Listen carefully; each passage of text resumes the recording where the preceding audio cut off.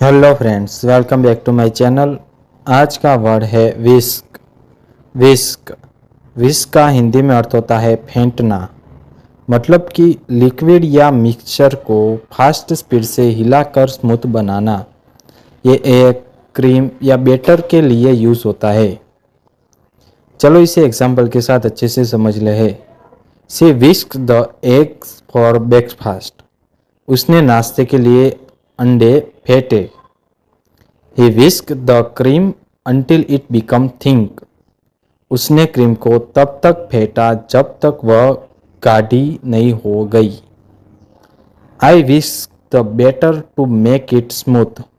मैं बैटर को स्मूथ बनाने के लिए फेंटता हूँ। सो फ्रेंड्स, आज का वर्ड था विस्क। अब आप कमेंट में लिखो आई विस्क द क्रीम। मिलते हैं नेक्स्ट वर्ड के साथ। चैनल को लाइक करो, शेयर करो, सब्सक्राइब करो। धन्यवाद।